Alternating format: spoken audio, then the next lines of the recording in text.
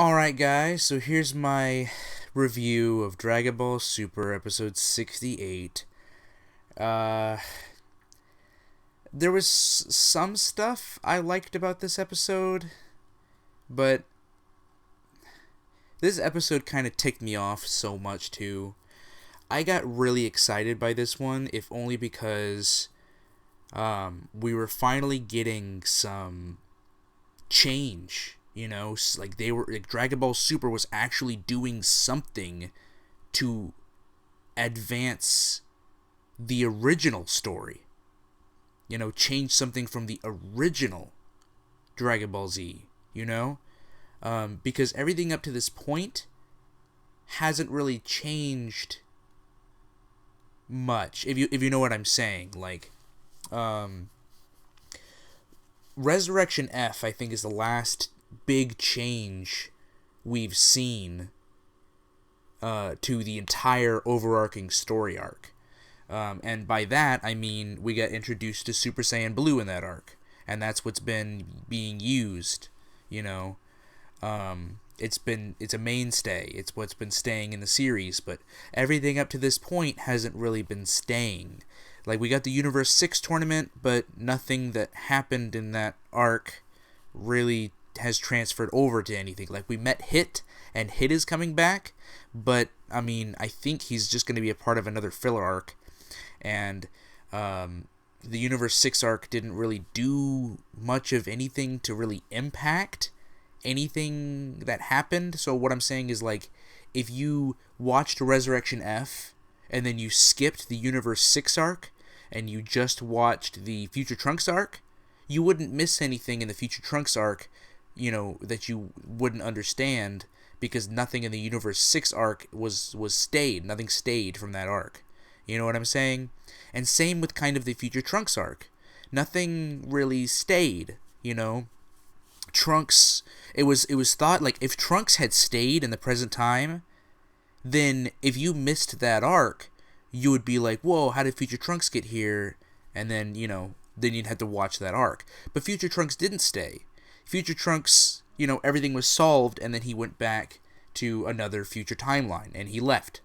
Nothing from that arc was a really huge mainstay in the main universe. We got new characters that were introduced, but characters just died. That the ones that were introduced, they all just died. You know what I'm saying? Or they're not a part of the main cast. Like Gowasu. Gowasu's not a part of the main cast. I don't know if we'll ever even see him again. So I don't know. To me, these arcs just aren't really like like, they're good. They're good arcs, but to me, they're not really like inflicting the story as much. So the reason why I was excited for today's episode was because we were finally getting Goku to gather the Dragon Balls to revive King Kai. That is huge. King Kai's been dead since the end of the Cell Saga. That would be huge. This would be a very crucial episode to not just Dragon Ball Super, but to the franchise as a whole.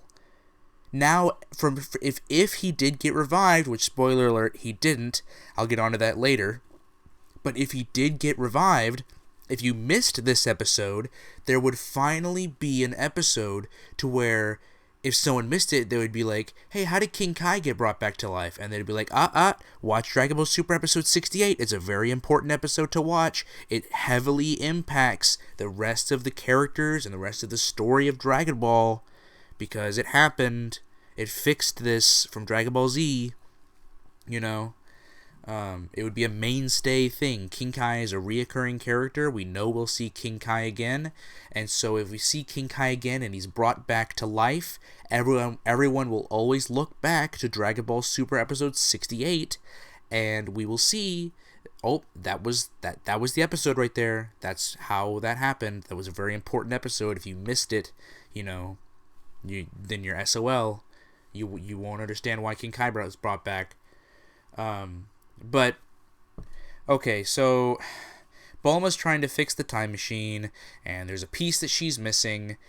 But Goku comes in, and Goku's like, "Hey, Bulma, I want to borrow the Dragon Ball radar." And she's like, okay, sure. And then Goku goes off to find the Dragon Balls because he wants to bring King Kai back to life. But then Bulma was realizing, wait a minute, if he gathers the Dragon Balls, I can wish for this part that I need for the time machine so that I can build another one.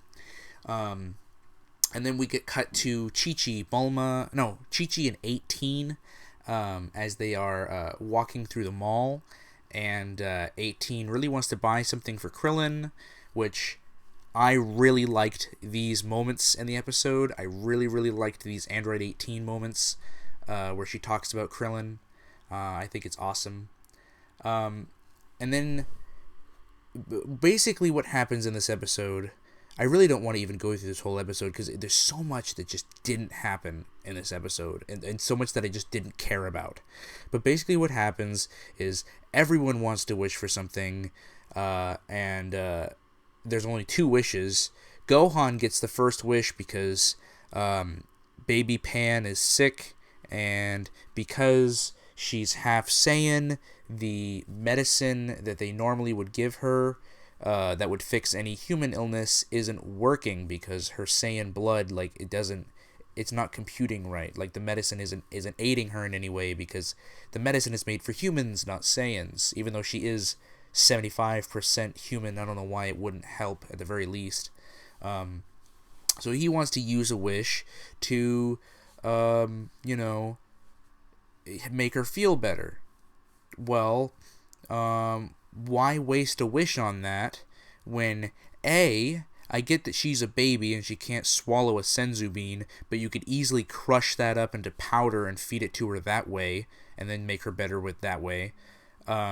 Or, hello, Dende, Guardian of the Earth, can heal any wound. I'm pretty sure he can heal a baby's sickness, I don't know. I think that's dumb. And hello, how about Dr. Briefs? Like, yeah, he's a mechanical engineer, but he's still a doctor, I don't know. I think it's stupid. Anyways, Gohan wastes one of the wish to make Pan feel better. So now there's only one wish. Bulma wants that wish because she wants that part. And she basically bribes everyone. Like, 18 wanted to use the wish to get Krillin something, which I thought was really sweet. But she said, Bulma's like, all Krillin really wants is to be around you and Marin. And I was like, oh, that's kind of sweet. And then Goku's like, no, I need to revive King Kai. And she's like, okay, I'll let you use the wish to revive King Kai if and only if you go to the center of the earth to get this piece of this blue mineral rock thing that I need for the time machine. And he says, okay. So he goes to the center of the earth, and I think this is the stupidest thing I think I've ever seen. Goku needs a suit. Goku needs a anti-magma suit to survive. Hello. Goku's endured energy blasts and other types of heat exposure and other things like that. This was so stupid. This is so very... He didn't need that suit. It reminds me of when there was that filler of Goku going through space, and something about like the trajectory of the spaceship was going in the wrong direction. So he goes outside and uses a Kamehameha to kind of shift the direction of the spaceship or something like that. You guys know what I'm talking about? He had to go outside and wear a spaceship, or wear a space suit, because apparently they tried to say that he couldn't breathe in outer space, and yet we've seen in the series that he can, or at least survive in outer space. I don't know. And then what else did we have?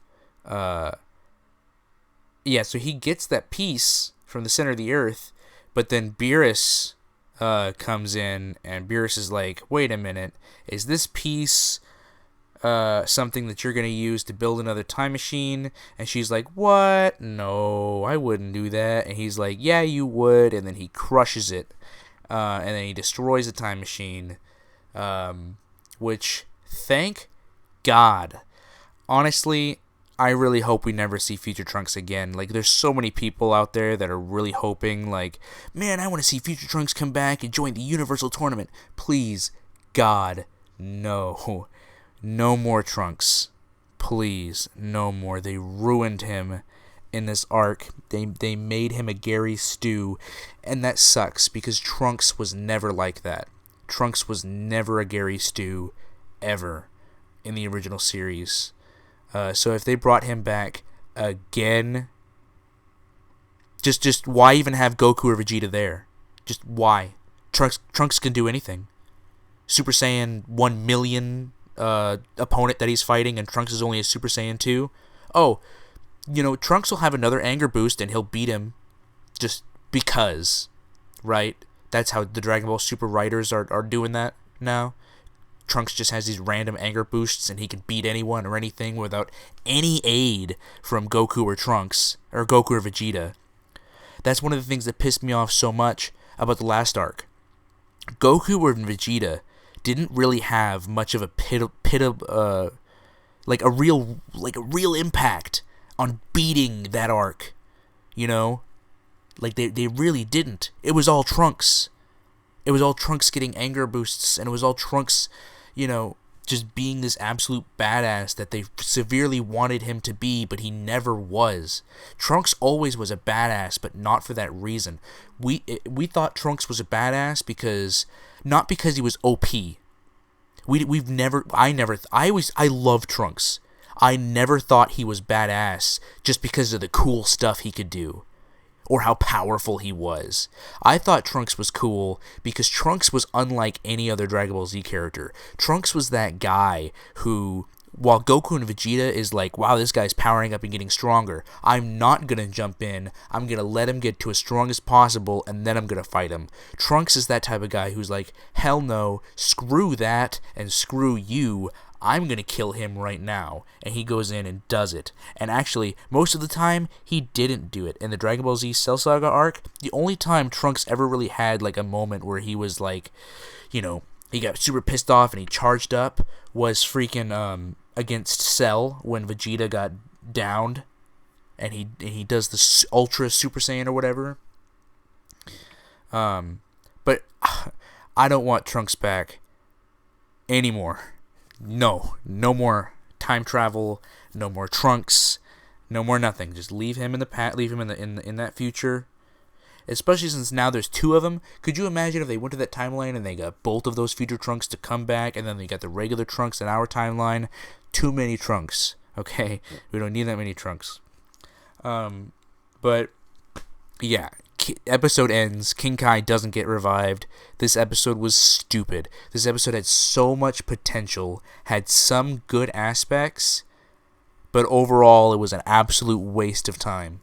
This couldn't have been a waste of time. If King Kai at least got revived, that would at least be a reason to watch this episode. But now, there's absolutely no reason for you to watch it. There is none. Not a single reason for you to want to go back and watch this episode again, or even watch this episode for the first time. There's nothing that really is impactful here.